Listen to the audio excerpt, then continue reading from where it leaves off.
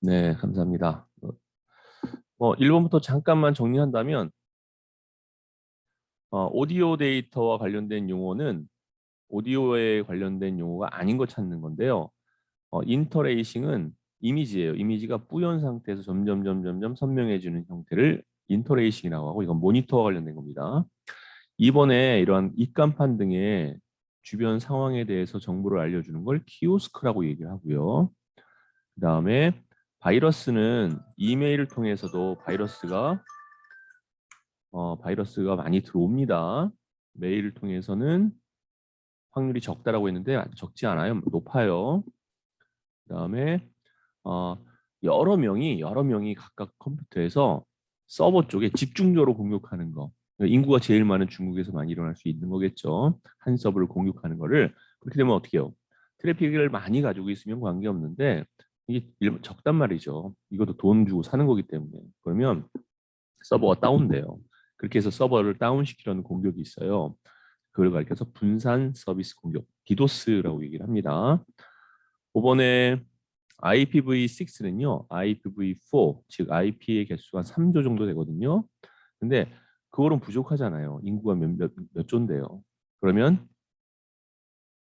그 부족한 것을 3억이요. 3억. 3억 개의 IP를 만들어가지고 부족하잖아요. 그래서 그걸 가지고서는 안 되겠다 싶어서 만들어낸 게 IPv6입니다. 그리고 IPv6는 64가 아니라 128비트고요. IPv4의 호환성도 좋고요. 속도도 빠릅니다. 그 다음에 무선 랜이라고 했는데 선이 없는 걸 가리키는데 리피터는 뭐예요? 선을 가지고 데이터를 제공하는데 멀리 보낼 때 재생하는 걸 가리켜서 리피터라고 합니다. ISP 업체에서 IP를 회수했다가 그러니까 고정 IP가 아니라 유동 IP란 소리예요. 그래서 컴퓨터를 켜서 사용할 때 IP를 제공하고 그다음에 안 쓰면은 다시 IP를 회수하는 그걸 DHCP라고 합니다. 자, 이제 8번부터 나가도록 하죠. 운영체제를 구성하는 제어 프로그램 종류에 해당하지 않는 거. 그러면 제어와 뭐가 있어요? 제어와 프로그램 자체는 어, 감시하고 관리하는 걸 제어 프로그램이라고 그래요. 감시, 관리. 그러면 처리하는 프로그램이 있겠죠. 운영체제를 구성하는 프로그램은 제어와 처리가 있는데 처리는 뭐로 하냐면 언어로 처리를 합니다. 언어로. 그래서 2번이 처리 프로그램이고요. 제어죠. 제어 프로그램이고 그다음에 죄송합니다. 제어와 지금 운영체제를 할 때는 제어 프로그램이 있고요. 처리하는 프로그램이 있어요. 제어와 처리 프로그램이 있는데 제어는 감시와 관리가 제어 프로그램이고요. 언어 번역은 처리 프로그램입니다. 자, 9번 가죠. 컴퓨터를 이용한 자료 처리 방식을 발전 과정 순서대로 1세대가 일괄 처리예요. 그 다음에 2세대가 어, 실시간 처리고요. 3세대가 시분할 처리라고 해요. 시분할 처리. 그 다음에 4세대부터는 분산 처리라고 얘기를 합니다. 2번이 답이네요. 다음 중 디지털 컴퓨터와 아날로그 컴퓨터의 차이. 자, 이걸 확실히 구분을 하세요. 이 문제를 통해서. 디지털은 숫자로 되어 있고요. 아날로그는 전류, 전압 이런 걸로 되어 있어요. 미분, 적분, 증폭, 회로. 아날로그, 전류, 전압, 온도, 미분, 적분, 증폭, 회로를 쓰는 게 아날로그고요. 디지털은 숫자 데이터로 처리하는 걸 가리킵니다. 논리 연산 같은 거죠. 숫자 처리, 논리 회로. 증폭 회로는 아날로그, 논리 회로는 디지털. 아날로그 컴퓨터는 미분, 적분 맞고요. 디지털 컴퓨터는 산술이나 논리 연산 3번이 답이죠. 디지털 컴퓨터가 범용이고요. 아날로그 컴퓨터가 특수용이에요. 정리 잘 하시면 됩니다. 다음 중 소형화, 경량화를 비롯해 음성과 동작 인식 등 다양한 기술이 적용되어 장소에 구애받지 않는다. 그 다음에 컴퓨터 활용을 할 수 있도록 몸에 착용한다. 뭐죠? 웨어러블이죠. 웨어러블. 넘어갑니다. 뭐 똑같이 나온 문제니까요. 다음 중 프로세서 레지스터. 레지스터는 어디 들어있다고 했어요? 중앙 처리 장치에 들어있는 게 레지스터라고 했습니다. 레지스터에는 여러 가지 레지스터들이 있어요. 다음에 실행할 명령어의 주소를 가리키는 것은 프로그램 카운터라고 얘기도 하고요. 명령 레지스터는 현재 실행되고 있는 그렇죠 레지스터를 가리킨 거죠. 연상 레지스터 같은 건 뭐예요? 연상돼서 그러니까 어떤 자료를 이용해서 연상 기법으로 찾아가는 레지스터를 가리킵니다. 옳은 거 그랬죠? 하드디스크 아니죠? 네. 하드웨어 아니죠? 뭐 하드웨어가 아니라 하더라도 입출력을 담당하는 건 아니잖아요. 버퍼 메모리라고 합니다. 버퍼 메모리.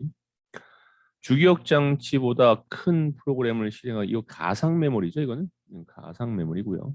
중앙 처리 장치에서 그렇죠. CPU 중앙 처리 장치에서 사용하는 거죠. 네, 레지스터는 속도가 가장 빠르고요. 중앙 처리 장치에서 사용하는 겁니다.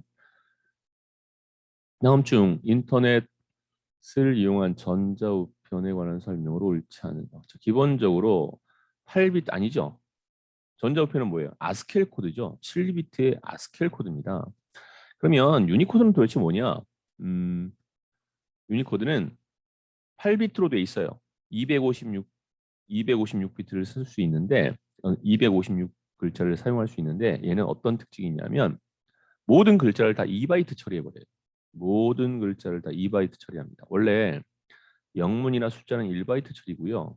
한글이나 한자가 2바이트 처리거든요. 왜요? 초성, 중성, 종성, 또 획수, 뭐 부수 이런 게 있잖아요. 그래서 2바이트로밖에 처리가 안 돼요. 그럼 오히려 숫자나 영문도 똑같이 2바이트로 처리해 주는 거예요. 그래서 서로 뭐 할 수 있게요? 서로 교환할 수 있게 만든 게 바로 유니코드입니다. 자, 유니코드에 대한 정의를 한번 내려봤고요. 지금 전자우편이니까요. 전자우편에서 옳지 않은 건 1번이 되겠네요. 그렇죠? 유니코드는 아닙니다. 아스켈 코드입니다. 7비트 아스켈 코드. 전자우편은 아이디와 포스트 주소로 돼 있죠. 그다음에 SMTP 보내는 거, POP 받는 거, 그러니까 멀티미디어. 뭐 보내기하고 회신할 수 있는 게 AMAP라고 아까 얘기했었고요. 자, 14번. 다음 중 HD급 고화질 비디오를 저장할 수 있는 차세대 광역 장치로 25기가. 자, 우선 CD RW 이거는요. 읽고 쓸 수 있는 CD예요. 600메가죠, 600메가. DVD는 4.7기가에서 17기가를 담을 수 있습니다. 4.7기가라고 생각하면 돼요. 그다음에 블루레이 얘가 바로 25기가의 영화를 극장에서 사용할 수 있는 정도의 종류입니다. 블루레이. 이거는 집 디스크를 한 100메가 정도? 답은 블루레이가 돼야 되겠죠. 다음 중 컴퓨터 시스템을 안정적으로 사용하기 위한 관리 방법으로 적절하지 않은 거. 자, 컴퓨터를 이동하거나 부품을 교체할 때는 그렇죠. 전원을 끄고 하는 게 좋습니다. 전원을 기계에 켜놓고 움직이면 쇼트날 수 있어요. 직사광선을 피하고요. 습기가 적으며 통풍이 잘 되고 먼지 발생이 적은 곳에 설치한다. 전산실 같은 거 생각해 보세요. 여름에요. 엄청 시원하고요. 겨울에 엄청 따뜻합니다. 그다음에 시스템 백업 기능을 자주 사용하면 시스템 바이러스 감염이 아니죠? 바이러스 감염에 의해서 데이터가 날아가는 것을 막아주기 위해서 하는 게 백업이잖아요. 그러니까 옳지 않은 건 3번이네요. 디스크 조각 모음에 대해 예약 실행을 설정하여 정기적으로 최적한다. 그렇죠? 디스크 조각 모음이나 디스크 정리 같은 거는 예약 설정을 해서 사용할 수 있어요. 16번. 윈도우 7, 뭐 윈도우 10, 버전은 신경 쓰지 말고요. 홈그룹에 대한 설명으로 옳지 않은 거 그랬습니다.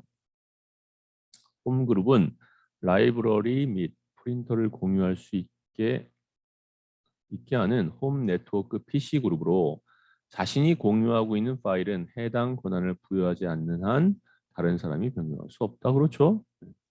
홈 그룹이 이미 네트워크에 있는 경우 홈 그룹을 새로 만드는 대신 기존 그룹에 연결하라는 메시지가 나타납니다. 전원이 있거나 최대 절전 모드 또는 절전 모드인 PC는 홈 그룹에 표시되지 않습니다. 꺼져 있기 때문에. 제어판 네트워크 및 공유센터의 고급 공유 설정에서 파일 및 프린터 공유 크기를 설정하면 자동으로 홈 그룹에서 나가지 않아요. 이거는 나가기를 설정해야만 나가는 거지. 자, 이렇게 프린터 공유 끄기를 설정한다고 해서 자동으로 나가지는 않습니다. 1번 다음 중 윈도우 원격 지원에 관한 설명으로 옳지 않은 것은 다른 사용자에게 도움을 주기 위해서는 먼저 원격 지원을 시작하는 아니죠. 내가 원격 지원을 받고 싶어요라고 해서 이 원격 지원을 도움을 주는 사람한테 요청하는 거죠. 그러면 도움을 주는 사람이 그때 들어오는 겁니다. 거꾸로 했네요. 다른 사용자에게 도움을 주기 위해서는 먼저 도움을 받고자 하는 사람이 그 컴퓨터에서 원격 지원을 시작한 다음에 도움을 주는 사람이 들어오는 거죠. 거꾸로 얘기하고 있습니다. 다른 사용자의 도움을 요청할 때에는 간단한 연결을 사용하거나 도움 요청 파일을 사용할 수 있다. 이 도움 요청 파일이 뭐냐면 나한테 들어와도 돼 라고 허락하는 파일이에요. 간단한 연결은 두 컴퓨터 모두 같은 운영체제를 실행하고 인터넷에 연결되어 있는 것이 좋은 방법입니다. 도움 요청 파일은 다른 사람의 컴퓨터를 연결할 때 사용할 수 있는 특수한 유형의 원격 지원 파일 맞습니다. 다음 중 윈도우 제어판에서 시각장애가 있는 사람들이 편리하게 쓸 수 있도록 한 게 뭐예요? 시각장애뿐만 아니라 청각장애, 그다음에 뭐 몸에 대한 불편함 등을 할 수 있도록 나타내 주는 게 뭐예요? 접근성 센터죠. 다음 중 윈도우에서 표준 사용자 계정입니다. 관리자가 아니에요. 표준 사용자예요. 옳지 않은 것은 자신의 암호 바꾸는 거야 뭐 어쩌겠어요. 자신의 암호 꺼내 남의 암호를 바꿀 수는 없겠죠. 마우스 포인터 모양 뭐 변경할 수 있습니다. 제어판에 가서 마우스 포인터 모양 변경해도 돼요. 관리자가 설정해 놓은 프린터 목록을 제거 못하죠. 일반 계정이 관리자가 설정한 걸 어떻게 제거하고 추가할 수 있겠어요? 이건 안 됩니다. 사용자의 사진으로 자신만의 뭐 자신 바탕화면 만드는 거 뭐 열심히 만들면 됩니다. 20번. 윈도우에서 32비트 운영 체제인지 64비트 운영 체제인지 이거 어디서 해요? 내 컴퓨터의 등록 정보에 들어가면 되죠. 내 컴퓨터의 등록 정보. 자, 시작 단추에서 속성 아니고요. 컴퓨터 바로가기의 속성 맞죠? 컴퓨터의 속성으로 들어가는 거. 제어판 속성 아니고 프로그램 속성 아닙니다. 여기서는 컴퓨터의 속성에 들어가야 32비트인지 64비트 운영 체제인지 확인할 수 있습니다. 자, 이제 컴퓨터 일반은 마무리 졌고요. 스프레드 시트 들어갑니다. 다음 중 데이터 유효성 검사죠. 자, 유효성 검사에서는 텍스트는 없어요. 텍스트의 길이는 있는데 텍스트는 없어요. 전에 풀었던 문제죠. 이 문제는 그 내용은 없지만 어쨌든 유효성 검사에서 목록의 값들을 미리 지정하여 데이터 입력을 제한할 수 있다. 예, 맞습니다. 입력할 수 있는 정수의 범위를 제한한다. 그렇죠. 유효한지 안 유효한지를 확인하는 거니까. 목록으로 값을 제한하는 경우 드롭다운 목록의 너비는 지정 못하죠. 이 너비는 마우스로 클릭 드래그로 하거나 열이든 행이든 마우스 오른쪽 클릭해서 정하는 거지 유효성 검사에서 하는 건 아닙니다. 이 부분이 틀린 거예요. 목록의 이게 틀린 거예요. 너비를 지정할 수는 없어요. 유효성 조건 변경 시 변경 내용을 범위로 지정된 모든 셀에 적용. 그렇죠. 모든 셀에 적용됩니다.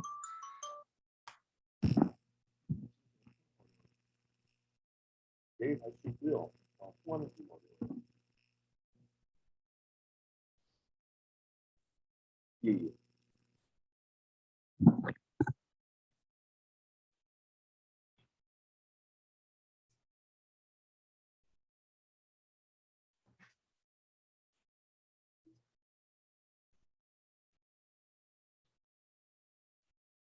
갑자기 중요한 전화가 와가지고요. 죄송합니다. 어, 22번 다음 중 아래 워크시트에 A1부터 E9 영역에서 고급 필터를 실행하여 영어 점수가 영어 평균 점수를 초과하거나 성명의 두 번째 문자가 0인 데이터를 추출하고자 할 때 조건으로 가나에 입력할 내용으로 옳은 것은 그랬습니다. 자, 성명이 네 글자짜리가 있는 네 글자짜리가 있다면 우선 두 번째 글자가 0이라고 돼 있죠. 그럼 두 번째 글자가 0일 때 자, 보세요. 여기 0이 어디 있어요? 두 번째 있죠. 세 번째, 네 번째 있는 건 아니죠. 네 번째 윤영 미래라는 글자가 있어서 뒤에 물음표가 하나 오면 안 돼요. 별이 와야 돼요. 오히려 별은 뭐예요? 없는 글자에서 무수히 많은 글자를 나타내 주는 거죠. 0 앞에 성이 있습니다. 성. 그죠? 성은 한 글자죠. 한 글자니까 물음표 하나만 와도 돼요. 별, 0, 별 해도 돼요. 근데 별, 0, 별은 없잖아요. 그러니까 물음표 0, 별로 되어 있는 형식이 돼야 됩니다. 그럼 1번과 3번 중에 답이 있죠? 1번과 3번 중에. 자, 우선은 D2 셀이 뭐예요? 영어 점수예요. 영어 점수가 영어 점수 전체 평균을 초과할 때죠.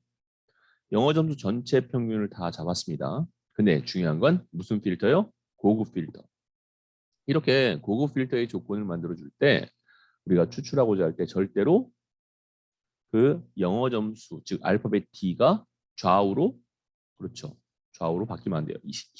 C나 D가 되면 안 된다 이 소리예요. 영어에서만 찾아야 된다는 얘기입니다. 그러니까 절대값이 들어가야 된다는 얘기죠. 그럼 답이 몇 번이에요?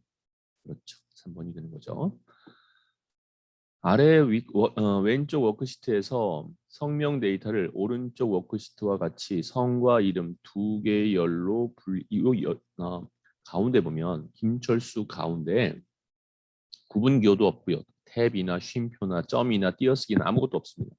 그런데도 이렇게 나눌 수 있다는 것은 열에 대한 구분선, 열에 대한 구분선으로 나눴기 때문에 그런 거예요. 구분기호 쓴 것이 아니기 때문에. 그렇죠? 죄송합니다. 잠시만요.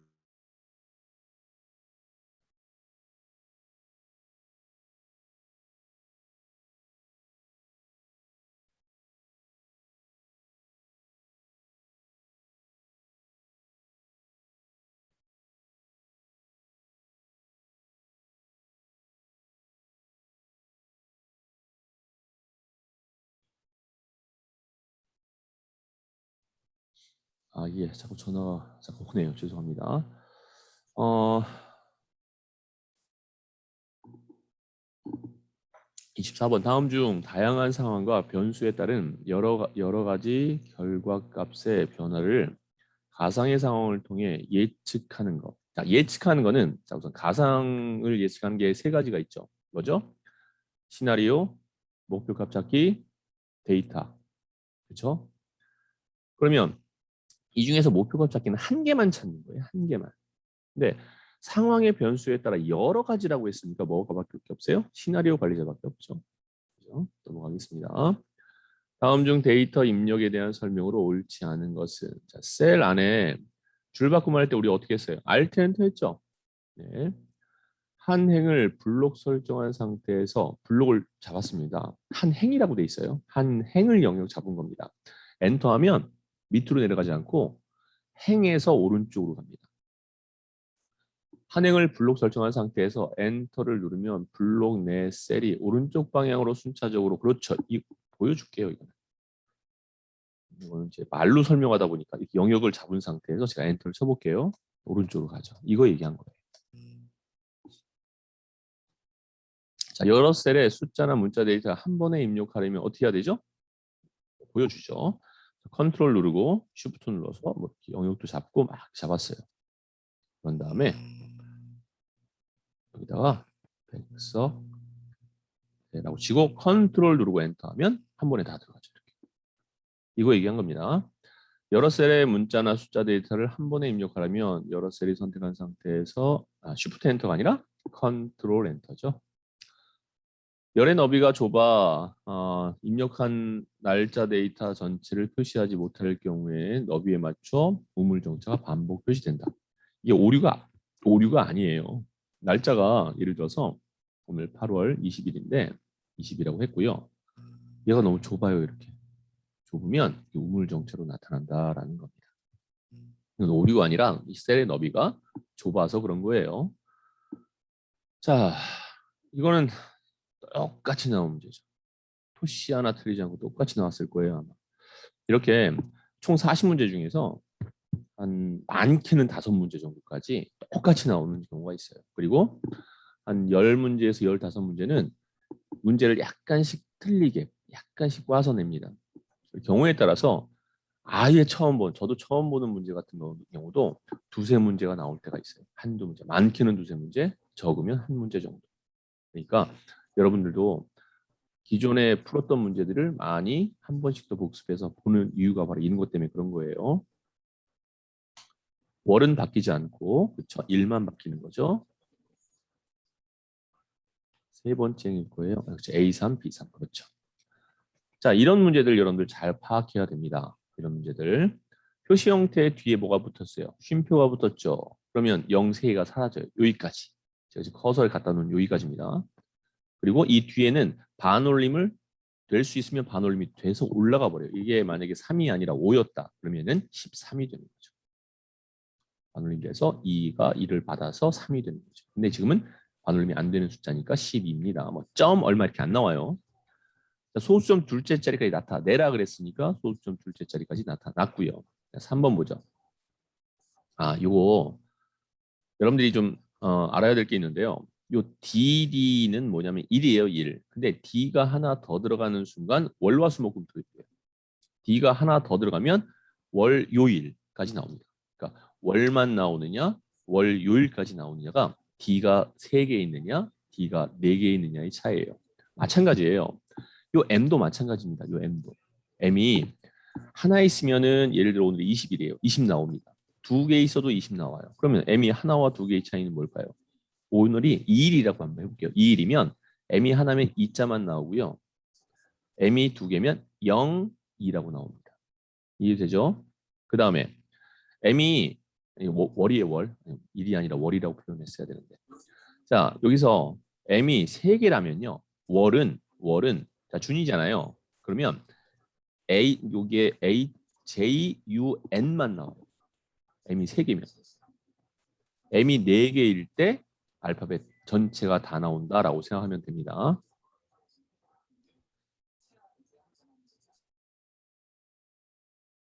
자, 요거 이해되죠? 자, 그 다음에 연도는 틀려요. 연도는 Y가 2개까지면 Y가 2개면 여기 15년만 나옵니다. Y가 2개면 15년만 나와요. 3개가 되잖아요. 3개가 되면 전체가 다 나와요. 0, 1호만 나오는 게 아니라 3개부터 Y가 3개부터 4개까지는 다 2, 0, 1호 2015년이 다 나옵니다. 2개니까 15년만 나왔죠. 자, 그런데 틀린 게 뭐예요? M이 3개면 뒤에 있는 알파벳 E, 월에서 이 뒤에 있는 알파벳 E가 사라져야 됩니다. 앞에 있는 3글자만 나옵니다.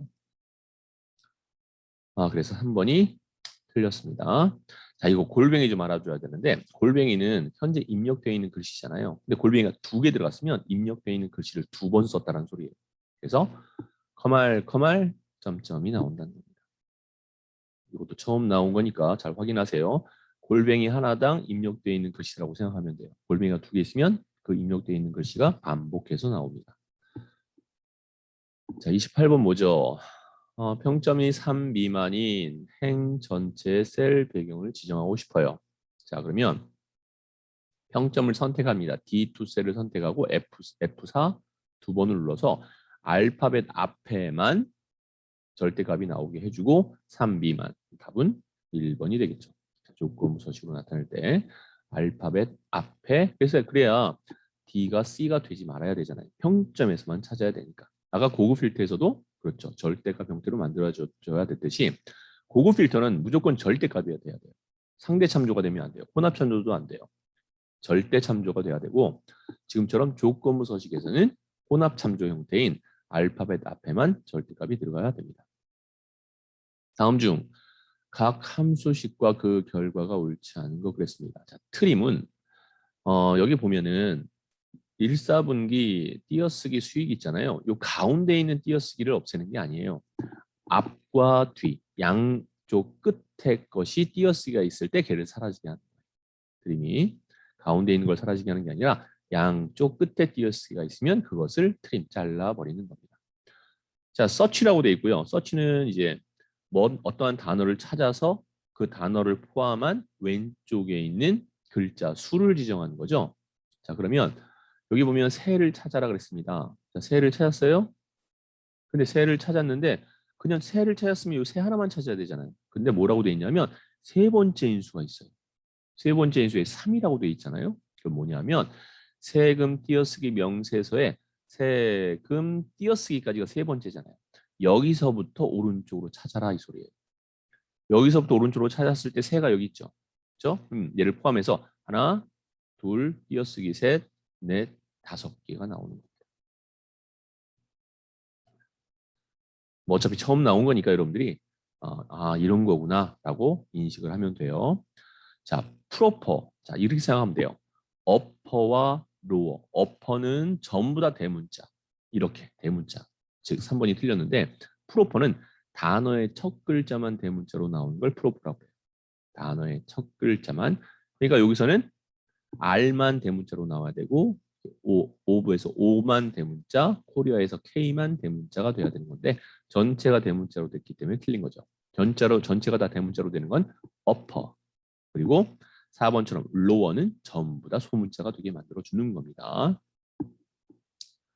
30번. 다음 중 매크로의 바로가기키에 대한 설명이네요. 매크로 문제는 두 문제가 나온다고 했어요. 가능하면 다 맞추는 게 좋습니다. 기본적으로 컨트롤 키와 같이 영문을 사용하죠. 그죠? 그렇기 때문에 매크로에서 컨트롤을 이용해서 쓰는 거는 바로가기 키는 대소문자를 구별합니다. 그렇죠. 대문자가 나오면 쉬프트까지 같이 들어가잖아요. 이렇게 2번처럼. 3번 바로가기 키로 영문자와 숫자를 함께 지정할 때는 조합 키로 알트 아니죠? 3번이 틀렸습니다. 바로가기 키를 지정하지 안 해도 됩니다. 이거. 그렇죠? 우리 실기할 때 바로가기 키 안 만들었어요. 그죠? 다음 중 매크로의 특징에 대한 설명을 옳지 않은 거. 매크로 기록을 시작한 후에 키보드나 마우스 동작은 비주얼 베이직 언어로 작성된 매크로 프로그램으로 그렇죠. 매크로 프로그램 비주얼 베이직과 연동돼서 작업이 이루어집니다. 기록한 매크로는 편집할 수 없으며 편집할 수 있죠. 그렇죠. 편집 가능하죠. 옳지 않은 거니까. 자, 매크로 실행의 바로가기 키가 엑셀의 바로가기 키보다 우선하죠. 그렇죠. 우선합니다. 도형을 이용해서 도형을 이용해서 할 수 있죠. 셀에다가는 매크로 지정을 할 수 없지만 도형에다가는 매크로 지정을 할 수 있습니다. 이거 똑같이 나온 문제죠. 그렇죠. 그때 뭐였어요? 연필만 찾아라. 그리고 서울만 찾아라. 둘 다 만족하는 것을 서미프스, 즉 합해라. 그러니까 그때 여기 보면은 연필과 경기 아니죠. 연필 서울 300 맞고요. 연필 서울 200 맞고요. 두 개 더하면 500이니까 답은 2번이네요. 그렇죠? 이렇게 했었던 거죠. 이런 식으로 똑같이 나오는 문제들이 있다라는 거예요. 다음 중 차트의 데이터 계열 서식에 대한 설명을 옳지 않은 거. 계열 겹치기 수치를 양수로 지정하면 양수로 하면 어떻게 돼요? 오히려 겹치죠. 벌어지면 음수죠. 1번이 틀렸네요. 이건 이제 착각하기 쉽기 때문에 이런 문제가 똑같이 나왔던 문제예요. 이것도 그렇죠? 차트에서 데이터 계열의 간격을 넓게 또는 좁게 할 수 있고요. 간격을 넓게 하려면 음수, 좁게 하려면 양수. 잘 기억하세요. 특정 데이터 계열 값이 다른 데이터 계열 값과 차이가 많이 날 땐 이중축 혼합형. 그렇죠. 그다음 보조축을 쓰는 거죠. 보조축에 그려지는 데이터 계열을 구분하기 위하여 보조축의 데이터 계열만 선택해서 그렇죠. 얘만 차트 종류를 바꿀 수도 있습니다. 34번 다음 중 아래 워크시트를 참조하여 작성한 수식입니다. 자, 인덱스. 깔끔하게 인덱스만 나왔죠. 전에는 인덱스 안에 뭐도 있었어요. 그렇죠. 매취 함수도 있었죠. 그리고 매취 함수가 따로 나올 땐 또 설명을 그때 하겠습니다. 인덱스의 영역을 잡고 두 번째가 우리가 행렬 그러죠. 열행 그러지 않잖아요. 행렬이라고 얘기합니다. 그러면 행렬을 한번 표현해 볼게요.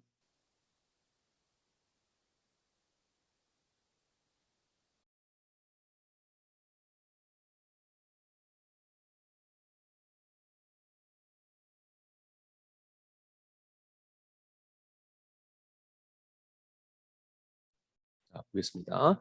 영역을 잡고 우리가 행렬 그러거든요. 열행이라고 안 그래요. 행렬. 그러니까 두 번째 행, 세 번째 열.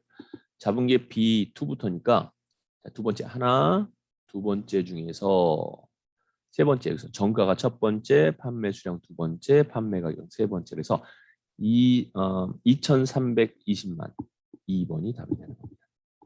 이해되죠? 자, 그다음에 35번. 다음 중 아래의 워크시트에서 박지성의 결과값을 찾기 위한 함수는 그랬습니다. 결석이죠. 결석이라고 되어 있는 건 4, 2, 5는 수직으로 되어 있으니까 무슨 룩업이요? V룩업이요. 1번과 2번 중에 답이 있네요. 그리고 박지성이라는 글씨를 가져서 정확하게 일치돼야죠. 글씨는 무조건 정확하게 일치. 숫자는 유사하게 일치. 자, 정확하게 일치가 0. 그다음에 유사하게 일치한 거는 0. 그러니까 유사하게 일치한 건 1. 그래서 0이 들어간 2번이 답이 되겠습니다. 자, 이제 36번 보죠. 다음 중 통합 문서 저장 시 설정할 수 있는 일반 옵션입니다. 우리 저장할 때 우리가 일반 옵션을 이용해서 저장할 수가 있어요. 자, 엑셀에서 저장을 누르잖아요. 저장 창이 떠요. 위치를 좀 찾아볼게요. 위치에서 대략 위치를 놓겠습니다. 이렇게 하면 요 밑에 도구 연결이니까 보기 옵션 저장해서 도구의 일반 옵션으로 들어간 상태입니다. 여기를 얘기하는 거예요. 자, 그러면 백업 파일 항상 만들기는 항상 백업 파일이 만들어집니다. 열기 암호를 적용하면요. 암호를 모르면 못 열어요. 암호를 알아야만 열 수 있습니다. 쓰기 암호는요. 쓸 수 있어요. 근데 같은 이름으로 저장이 안 돼요. 만약에 저장하고 싶으면 다른 이름으로 저장을 하면 됩니다. 자, 이해하셨죠? 자, 그럼 내용 보도록 하죠. 자, 백업 파일 항상 만들기를 표시하는 경우 저장 시 자동으로 백업 파일이 만들어지겠죠. 자, 열기 암호를 지정한 경우에는 암호를 모르면 열 수 없습니다. 암호를 모르면 파일을 열 수 없어요. 쓰기 암호는요. 쓸 수 있어요. 그런데 같은 이름으로 저장이 안 돼요. 자, 쓰기 암호를 경우에는 파일을 수정할 수 있어요. 다른 이름으로 저장하기 시 암호를 입력해야 된다? 아니죠. 같은 이름으로 저장할 때 암호를 모르는 거예요. 만약에 암호를 모른다? 그럼 다른 이름으로 저장하면 되는 거고요. 이해되셨죠? 3번이 틀린 겁니다. 다른 이름으로 저장할 때는 암호 쓸 필요 없어요. 같은 이름으로 저장할 때 암호가 필요한 겁니다. 읽기 전용 권장에 체크 표시한 경우에는 파일을 열 때 읽기 전용으로 열지 여부를 묻는 메시지가 표시되겠죠. 다음 중 아래 차트의 내용입니다. 설정되어 있지 않은 요소 찾아보죠. 차트 제목 있죠? 네. 데이터표 밑에 있죠? 데이터표가 있습니다. 그다음에 데이터 레이블 막대 위에 숫자 없죠? 네, 없어요. 세로 압축 제목 평균 점수라고 빨간색 있죠? 넘어갈게요. 다음 중 틀 고정과 창 나누기입니다. 옳지 않은 거 그랬네요. 화면에 나타내는 창 나누기 형태는 인쇄시 적용 안 되죠? 화면상에서만 보이는 거예요. 창 나누기를 수행하면 셀 포인터의 왼쪽. 자, 제가 이 우물적자인 걸 선택했어요. 그런 다음에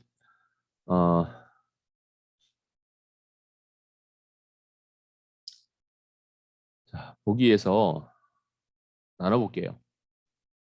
나누기를 누르겠습니다. 그러면 어떻게 되냐면 선택한 셀의 왼쪽과 위가 나눠지는 겁니다. 그렇죠? 왼쪽과 위가 나눠지는 거예요. 근데 오른쪽과 아래라고 했으니까 2번이 틀렸죠? 창 나누기는 셀 포인트의 위치에 따라서 수직, 수평, 수직 뭐 분할하는 거죠. 네 구역으로 분할이 됩니다. 자, 첫 행을 고정하려면 셀 포인트 위치에 상관없이 틀 고정, 첫 행 고정을 선택하다 맞고요. 39번. 다음 중 워크시트의 인쇄에 대한 설명으로 옳지 않은 거 그랬습니다.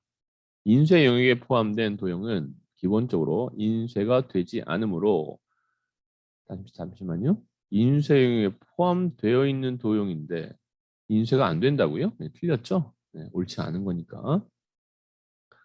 인쇄하기 전에 워크시트를 미리 보려면 자, 이건 알아두세요. 그냥 알아두세요. 인쇄하기 전에 워크시트를 미리 보려면 컨트롤 F2를 누르면 돼요. 기본적으로 화면에 표시되는 열, A, B, C나 1, 2, 3행은 인쇄에 포함되지 않습니다. 워크시트의 내용 중 특정 부분만을 인쇄 영역으로 설정해서 인쇄할 수 있고요. 자, 인쇄 영역에 포함되어 있는 도형은 기본적으로 인쇄가 됩니다. 다음 중 추세선을 추가할 수 있는 차트 종류는 그랬어요. 추세선을 추가할 수 있는 차트 종류. 우선은 원형은 안 돼요. 원형은 안 됩니다. 원통형 안 돼요. 안 돼요. 자, 우선은 표면형이 안 된다는 건 알아두세요. 표면형은 안 돼요. 그러면 방사형이냐 분산형이냐의 차이인데요. 방사형이냐 분산형의 차이인데 저는 추세선을 할 수 있는 거는 분산형입니다. 방사형이 안 돼요. 자, 이렇게 해서 정리를 해두세요. 이거 되게 헷갈려요. 1번과 2번. 지금 저도 순간 헷갈리고 있어요. 지금. 추세선을 추가할 수 있는 차트 종류는 그랬습니다. 할 수 있는 것 찾는 겁니다. 할 수 있는 거. 할 수 있는 거. 방사형은 원형을 기점으로 쭉쭉 뻗어나가는 거예요. 쭉쭉 뻗어나가는 형태입니다. 그게 안 된다는 거예요. 자, 이거 되면 안 되는데. 채점해보자.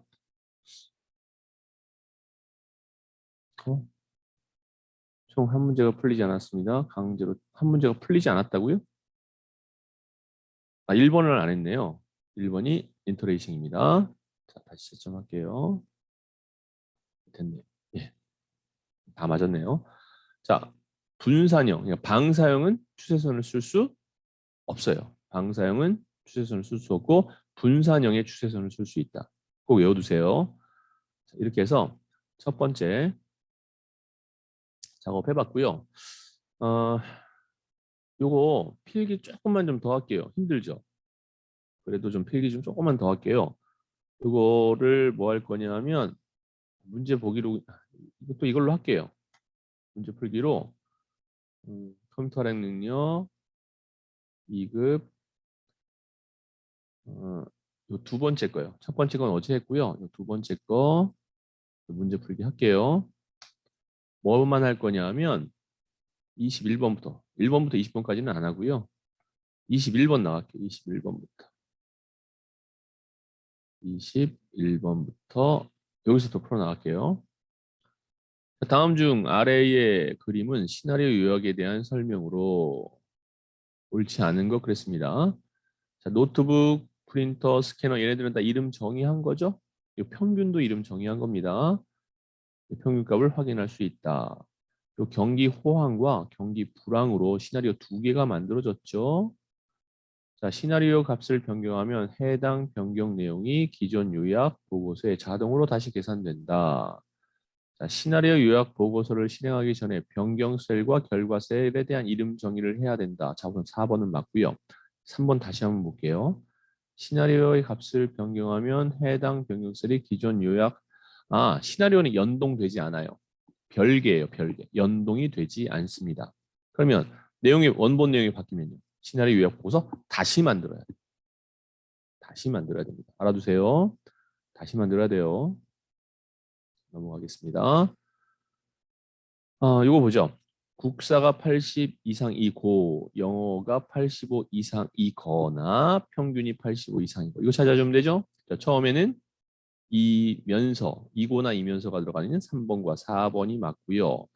그 다음에 영어와 평균 사이에선 이거나가 들어간 2번. 그래서 요거죠. 이거나. 그래서 3번이 답이 됩니다. 이런 건 잘 찾을 수 있겠죠.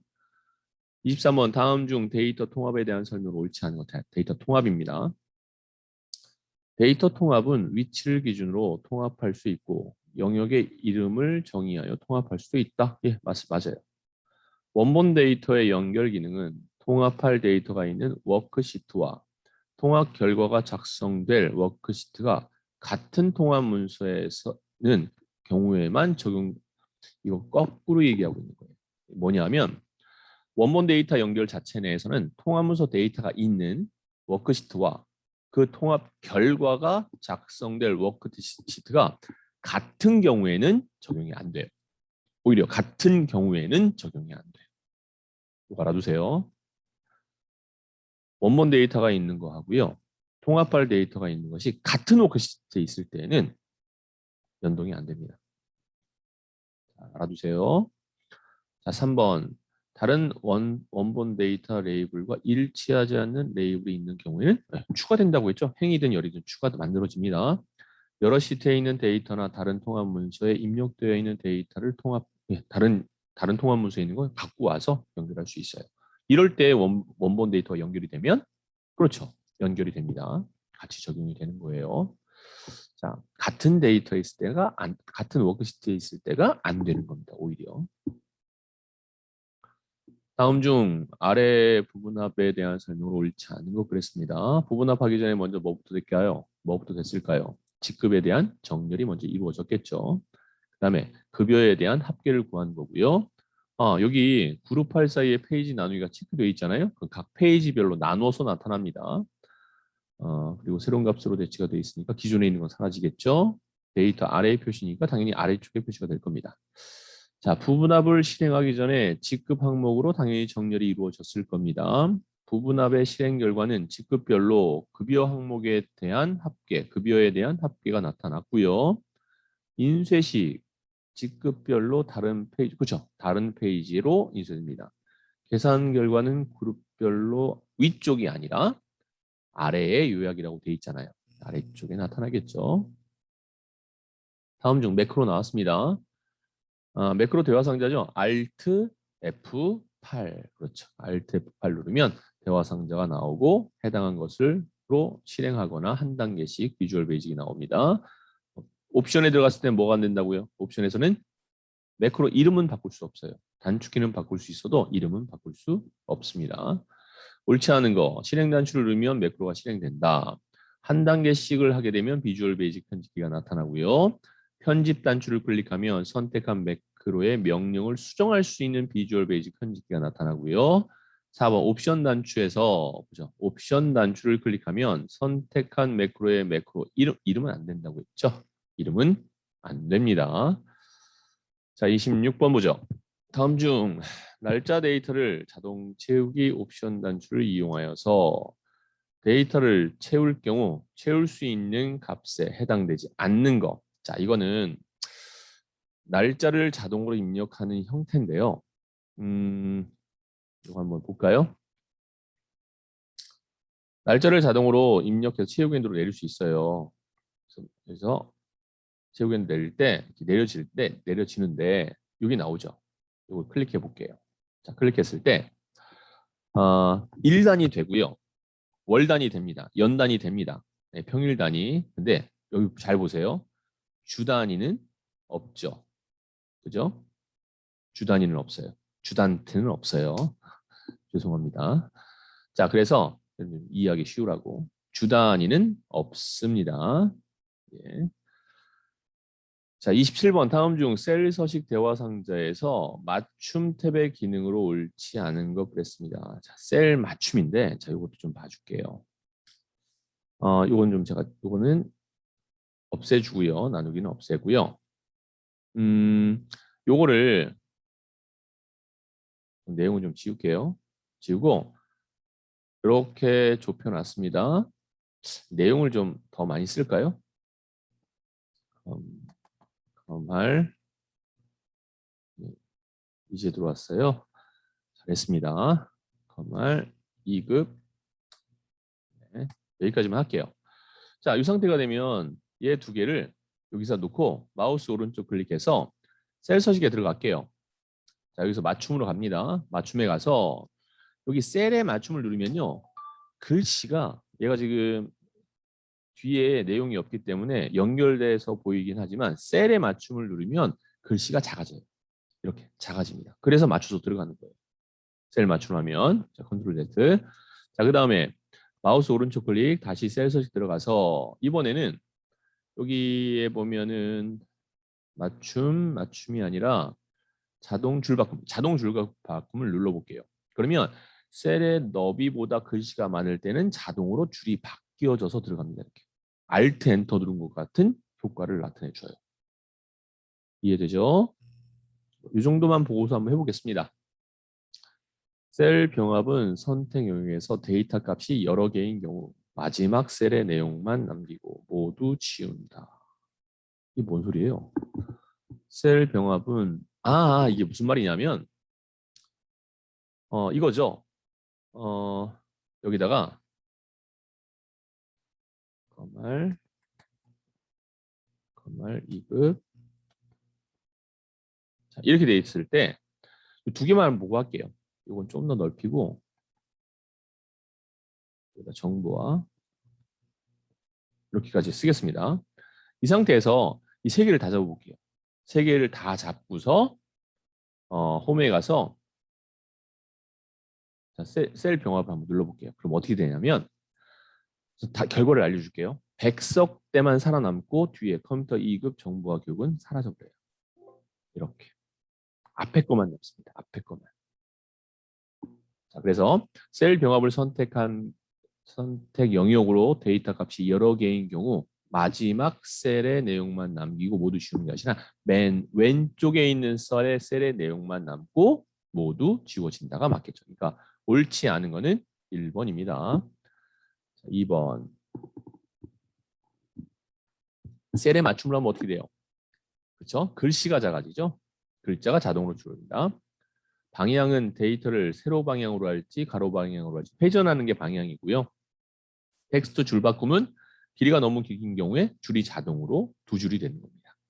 자, 그다음에 28번 보죠. 다음 중 셀에 데이터를 입력하는 방법에 대한 설명으로 옳지 않은 것은 그랬어요. CO 셀에 값을 입력하고 ESC 누르면 그렇죠. 입력한 값이 취소됩니다. 맞고요. CO 셀에 값을 입력하고 오른쪽 방향키를 누르면 CO에서 DO로 가겠죠. 네, 입력이 되면서 O로 갑니다.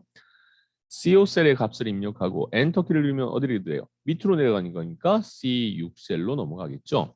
자, CO 셀의 값을 입력하고 홈키를 누르면 자, C5에서 홈을 누르면요. A5로 가요. A열로 가요. 자, 이거는 한번 내용 보도록 하죠. 자, 이 상태에서 지금 C라고 했으니까 C5 셀이면 똑같이 잡을게요. 여기를 잡은 다음에 제가 홈키를 한번 눌러볼게요. 이거는 지금 자판에 키보드에서 일반 키보드 얘기하는 겁니다. 지금 제가 컴퓨터 키보드이기 때문에 오른쪽에 숫자 키가 없어요. 그러다 보니까 홈을 못 눌러요. 홈을 누르면 얘가 일로 넘어가 버려요. 눌러서 보여드리고 싶은데 여기에서 누르면 여러분들 눌러보세요. A5셀로 넘어가죠? 그죠? 그러면 C1 셀로 갈 때는 어떻게 하는 거냐면 컨트롤 페이지 업을 눌렀을 때 C1으로 가는 겁니다. 컨트롤 페이지 업을 눌렀을 때. 자, 이해되죠? 그래서 4번이 틀렸습니다. 29번 다음 중 아래 시트에서 C2에서 C5 영역에 수행한 결과가 다르게 나타난 것이라고 되어 있습니다. 자, 키보드에서 이렇게 영역을 잡았어요. 키보드에서 백스페이스바 누르면요. 여기 활성화되어 있는 거 처음 클릭 드래그 했던 C2부터 C5에서 C2의 내용인 20만 지워져요. 자, 마우스 오른쪽 버튼을 눌러서 내용 지우기. 자, 이 영역 잡고 마우스 오른쪽 클릭 눌러서 삭제하면 당연히 내용이 다 사라지겠죠. 1번과 2번 중에 답이 있네요. 3번 홈에서 편집에 지우기에서 내용 지우기 하면 잡힌 영역에 있는 내용들이 다 사라집니다. 그럼 2번과 3번은 같은 결과고 1번이 다르게 나오는 거겠네요. 4번 그렇죠. 영역 잡은 다음에 델키 누르면 다 지워지잖아요. 1번이 틀렸습니다. 다르게 나타나는 거죠. 틀린 게 아니라 다르게 나타나는 겁니다. 2, 3, 4는 내용은 다 사라지고 1번만 첫 번째 있는 C2의 내용만 사라집니다. 다음 중 시트 보호와 통화문서 보호에 대한 설명으로 옳지 않은 것은 참 글씨 많으면 읽기 싫은데 그죠? 이거는 엑셀 2010 기준으로 출제된다. 그러면 이제 버전이 다른 거일 때는 또 다른 게 답이 될 수 있다는 소리네요. 자, 1번 보죠. 시트 보호에서 잠긴 셀 선택을 허용하지 않으려면 시트 보호 설정 전 셀 서식 대화 상자의 보호 탭에서 숨김 항목이 선택되어 있어야 한다. 선택되어 있으면 안 되죠. 허용하지 않을 건데 선택을 해제해야죠. 그렇죠? 선택을 해제해야 될 거 아닙니까? 그죠? 허용하지 않으려면 선택돼 있으면 허용되는 거고요. 선택돼 있지 않았을 때 허용하지 않는 겁니다. 근데 선택돼 있어야 된다 그랬으니까 1번은 확실히 틀렸고요. 시트 보호 시 시트 보호 암호 해제를 지정할 수 있으며 그렇죠? 암호를 설정하지 않으면 모든 사용자가 시트의 보호를 해제하고 보호된 요소를 변경할 수 있다. 그렇죠? 통합 문서 보호는 시트의 삽입, 삭제, 이동, 숨기기, 이름 바꾸기 구기 등의 작업을 할 수 없도록 보호하는 거죠. 할 수 없도록 하는 겁니다. 4번. 통합 문서 보호에서 보호할 대상으로 창을 선택하면 자 이게 2010 버전에는 이 창이 있어요. 그런데 2013 버전부터 17 버전, 16 버전에는 이 창을 선택하는 게 없어졌어요. 네, 그래서 이거 얘기하는 겁니다. 10 버전 기준으로 했을 때는 1번이 답이고 만약에 버전과 관계없을 때는 옳지 않은 건 답이 2개가 되겠네요. 지금은 10 버전이라고 정의를 해놨으니까 1번만 답이 되겠습니다. 옳지 않은 거는 다음으로 넘어가죠. 매크로 나왔습니다. 자, 우리가 매크로에서 2가지만 안 된다고 그랬는데 하나 더 있어요. 이러한 특수 문자는 매크로 이름 정의를 할 수 없습니다. 파일 이름에도 적용할 수 없죠. 네, 다 동일한 겁니다. 첫 글자는 무조건 문자여야 되고 그다음에 띄어쓰기는 어디든 들어가면 안 되고 그다음에 이런 특수 문자는 쓸 수 없습니다. 사용할 수 없다 맞죠? 기존의 매크로 이름과 동일한 이름을 사용하면 안 되죠. 기존 매크로를 새로 기록하려는 매크로 바꿀 것인지를 선택할 수 있다. 네, 우선 더 볼게요. 우선은 같은 이름을 하면 안 되는 겁니다. 매크로 이름의 첫 글자는 반드시 문자로 지정해야 된다. 그렇죠? 반드시 문자로 지정해야 됩니다. 매크로 이름에 사용하는 영문자는 대소문자를 구분한다. 자, 매크로 이름할 때 영문자 구분하지 않아요. 매크로를 실행할 때는 컨트롤 알파벳, 대문자 할 때는 컨트롤 쉬프트 알파벳 들어가죠. 이건 대소문자를 구별해요. 어떤 거요? 바로 가기 키는. 하지만 매크로 이름을 정의할 때는 대소문자 구별하지 않습니다. 그러니까 옳지 않은 건 4번이네요. 4번입니다. 자, 2번은 같은 이름을 쓰면 안 돼요. 그렇기 때문에 바꿀 것인지를 이제 나오겠죠. 같은 이름이 있다. 이거 쓸 거냐 이 내용이 나온다는 얘기입니다. 32번 다음 중 아래 워크시트에서 직무가 90 이상이거나 라고 했습니다. 국사와 상식 모두 80이라는 소리는 오어와 인데가 같이 썼죠. 자, 먼저 직무가 90 이상이거나라고 돼 있으니까 오어를 먼저 쓰고 2번과 3번 오어를 먼저 쓰고 그 다음에 이걸 하는 겁니다. 90 이상 B2가 뭐죠? 직무죠. 90 이상을 하고 그 다음에 AND 안에 C2와 D2가 들어가게 해서 이 세 가지 조건을 다 만족하면 통과. 3번이 답이 되겠네요. 아래 시트에서 수강생의 학점별 학생수를 여기에 나타낸대요. 여기에 나타내야 됩니다. 영역에서 자 조건이 있죠. 조건이 뭐예요? 학점이 A이면 A인 것에 대한 거. 즉, 자, count if는요. 영역을 잡고 그 다음에 조건을 잡는 거예요. 영역 잡고 조건. 다 마찬가지입니다. 영역을 먼저 잡고 그 다음에 조건을 선택했을 때 그 개수 물어보는 거죠. 자, 영역을 다 잡고 조건 단 거는 2번과 4번이죠. 근데 조건은 count if잖아요. 그래서 4번이 답이 되겠네요. count하는 뭐예요? count하는 비어있지만 않은 셀은 다 개수로 포함시켜버리는 게 count예요. 지금은 조건에 맞는 거니까 조건이 있어야 되는 count if가 돼야 될 겁니다. 영역 잡고 조건 넣는 거예요. 이 3번은요. 순서를 거꾸로 했죠. 인수의 순서를 거꾸로 했어요. 헷갈리기 쉬운 문제입니다. 먼저 영역을 잡고 그 영역에서 조건을 선택한다. 잊지 마세요. 34번. 참. 네, 한번 보죠. 결과가 옳은 거라고 되어 있습니다. 자, 미드 함수라고 되어 있어요. 사운드 오브 뮤직이라고 되어 있고요. 띄어쓰기도 다 포함됩니다. 5번째. 그러니까 SOUND부터 시작해서 6글자. D 띄어쓰기, O, F 띄어쓰기, M, 6, M까지. M까지가 6글자죠. 그렇죠? 예, 거기에서 D부터 시작하는 거예요. 3글자 차례야. D 띄어쓰기 알파벳 O. D 띄어쓰기 알파벳 O가 나와야 되는데 O가 나왔죠? 틀렸습니다. 옳은 거 구하는 거네요. 자, 그 다음에 이제 2번째 문제 보죠. write라고 돼 있고 7번째 거. 그러니까 거꾸로 할게요. CISUM 띄어쓰기까지. 7이니까 5부까지. F까지. F5부가 아니라 F까지. 여기에서 왼쪽에 있는 2글자부터 하겠습니다. F 띄어쓰기. F 띄어쓰기부터 시작해서 띄어쓰기 MU. 그렇죠? 띄어쓰기 MU 2번이 답입니다. 옳은 거. 다시 한번 말씀드릴게요.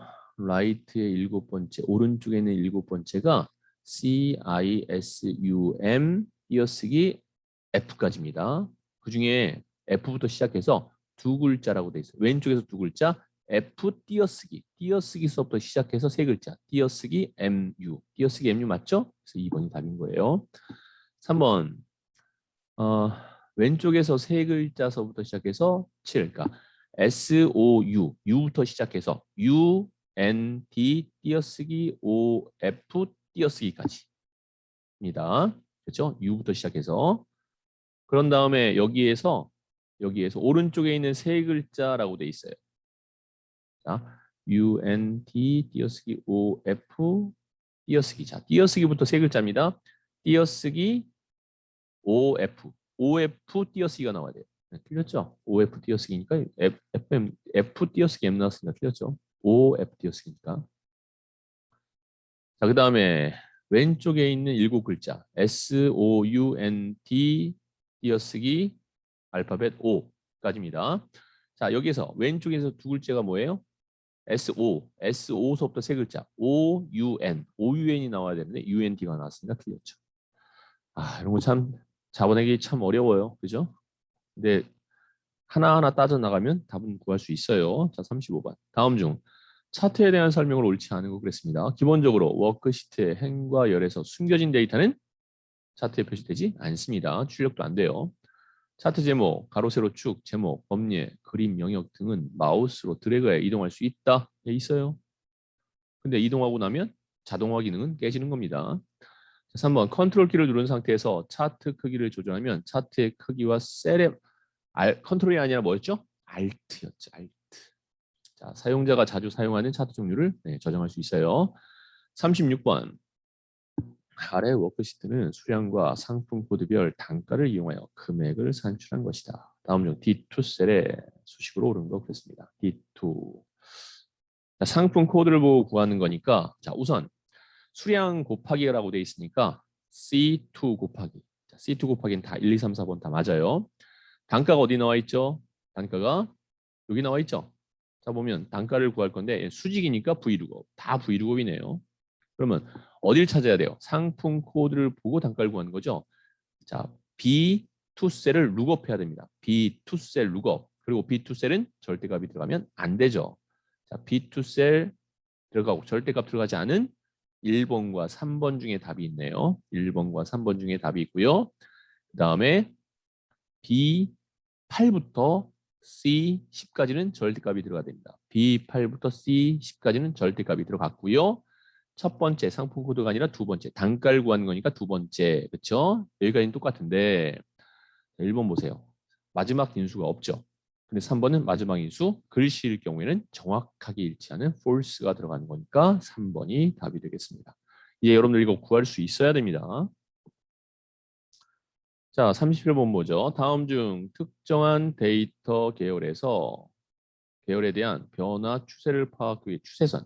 이거 조금 전에 했던 거랑 같은 거예요. 추세선을 쓸 수 있는 거냐 물어보는 겁니다. 자, 우선 방사형은 추세선 쓸 수 없다고 그랬죠.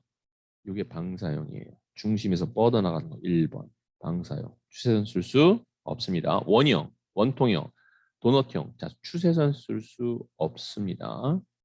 근데 분산형은 추세선 쓸 수 있다고 그랬죠.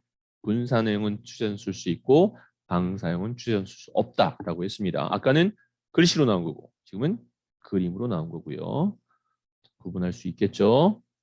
자, 38번 보겠습니다. 요거는 2차원이 아니라 3차원입니다. 3차원 원형이에요. 옳은 거 그랬습니다. 계열 옵션에서 첫째 조각 값을 자, 첫 번째 조각을 몇 도로 바꿀 거냐를 해야 되는데 90도로 설정하였다. 이게 90도인지 아닌지 어떻게 알죠? 자, 우선 하나 단서는 있어요. 얘가 정확하게 수직으로 되어 있죠. 여기가 시작이거든요. 12시 방향. 여기가 기준이에요. 근데 기준이 정확하게 맞죠? 그러면 이 기준이 맞으니까 회전시킨 거는 아니죠. 그죠? 만약에 90도로 돼 있다면 여기 어디 수평도 정확하게 수직이 돼 있는 게 있어야 되는데 이건 약간 기운 것 같기도 하고 좀 시각에 대한 착각일 수도 있고 어쨌든 간에 그렇습니다. 차트 종류는 원형으로 지정돼 있다. 3차원 원형으로 되어 있는 거죠. 헷갈리기 쉬워요. 이건 3차원입니다. 입체형이에요. 데이터 레이블의 항목 이름과 남부, 서부, 그 다음에 값, 뭐 56, 127 이게 값이에요. 네, 표시됐습니다. 차트 제목을 그림 영역 안 위쪽에 자, 이 그림 영역은 여기서 이만큼이에요. 이렇게 여기까지가 그림 영역이고요. 지금 차트 제목은요. 차트 영역 안쪽에 들어갔어요. 그림 영역 안쪽에 들어간 게 아니라 차트 영역 안쪽에 들어갔습니다. 자, 그렇다면 차트 제목은 그림 영역 안 그러면 답은 뭐예요? 옳은 거 구하라고 돼 있네요. 3번이 답이 되겠죠. 항목 이름과 값이 들어갔다. 39번 다음 중 페이지 나누기에 대한 설명을 옳지 않은 거 그랬습니다. 페이지 나누기는 워크시트를 인쇄할 수 있도록 페이지 단위로 나누는 거 맞습니다. 페이지 나누기 미리 보기 아까 뭐였어요? Shift F2였죠. Shift F2 미리 보기에서 미리 볼 수 있는 거. 마우스로 페이지 나누기 구분선을 클릭하면 끌면 페이지 나눌 위치를 조정할 수 있습니다. 행 높이와 열 너비를 변경해도 자동 페이지 나누기 구분선의 위치는 변경되지 않는다? 변경된다고 했잖아요. 자동 페이지를 변경됩니다. 옳지 않은 거 3번이네요. 페이지 나누기 미리 보기 상태에서 파선은 뭐예요? 자동. 실선은 수동. 그렇죠. 파선은 자동 페이지 나누기로 된 거고 실선은 사용자 지정 수동이 됩니다. 보셔. 다음 중 머리글 편집과 바닥글 편집에 해당하는 거. 자, 이건 그림 서식 맞아요. 알아두세요. 이거는 페이지 이거 할 때 페이지 레이아웃에서 페이지 나눠줄 때 머리글 바닥글에 편집 들어가면 나오는 요거 얘기한 거예요. 자, 요거는 이제 글자 텍스트 서식. 요거는 페이지 번호. 요거는 전체 페이지에서 몇 페이지를 얘기하는 겁니다. 자, 요건 날짜, 요건 시간. 요거는 이제 파일, 위치, 경로를 얘기하고요. 요게 통합 문서고요. 요게 워크시트예요. 요게 통합 문서, 요게 워크시트. 예, 그다음에 그림 서식입니다. 자, 그렇다면 보죠. 요건 뭐예요? 시트가 아니라 통합 문서죠. 통합 문서입니다. 통합 문서 이름이죠. 4번이 옳지 않습니다. 자, 채점하고 그냥 확인 누를게요. 네, 이렇게 해서 스프레드시트만 작업을 해봤습니다. 힘들죠? 아유, 힘들어도 필기가 다음 주에 우리가 필기 시험을 보잖아요. 여러분들 접수 다 했을 거고 그렇기 때문에 필기를 조금 집중도로 해봤습니다. 자, 잠깐 쉬었다가 두 번째 시간 시작하도록 할게요.